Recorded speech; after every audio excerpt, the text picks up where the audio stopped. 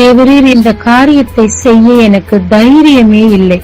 ஆனால் இதை செய்தே ஆக வேண்டும். நான் என்ன செய்வது என்று திணறிக் கொண்டிருக்கும் ஆத்மாவே, இன்று கர்த்தர் உங்களுக்கு சொல்லுவது எபிரேயர் 10:35, மிகுந்த பலனுக்கு ஏதுவான உங்கள் தைரியத்தை விட்டுவிடாதிருங்கள். எஸ்தர் அடிமை பெண், சிறு பெண், எந்தவித தைரியமும் இல்லை. ஆனால் மொர்தெகாய் வந்து நம் இனமே அழிய போகுதம்மா, நீ ராஜாவின் மனைவி அல்லவா, ராஜாவினிடத்தில் போய் பேசு என்று சொன்னார். எஸ்தர் மிகவும் பயந்து போனாள். இல்லை இல்லை, நான் போக மாட்டேன். இந்த நாட்டில் மதீனமான சட்டம் உள்ளது.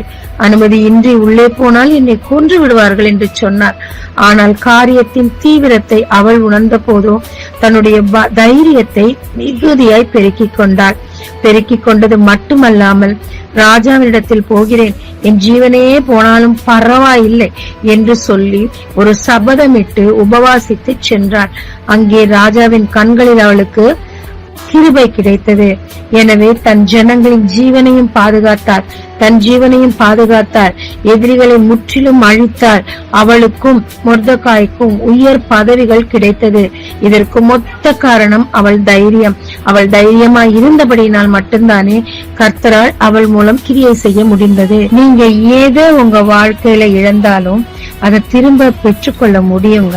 ஆனா உங்க தைரியத்தை இழந்துட்டீங்கன்னா எதையுமே உங்க வாழ்க்கையில பெற்றுக்கொள்ளவும் முடியாது, இருக்கிறதையும் இழக்க வேண்டியதா இருக்குங்க. அதனால தைரியமா எழுந்து கிரியை செய்யுங்க.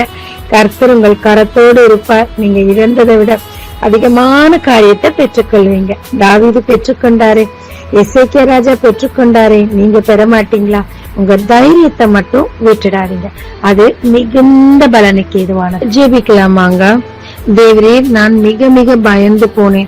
எல்லாரும் என்னை கைவிட்டார்கள், எல்லாவற்றையும் இழந்து போனேன், எனக்கு வாழ வழியே இல்லை என்று சொல்லி மனசோர்வில் துவண்டு போனேன்.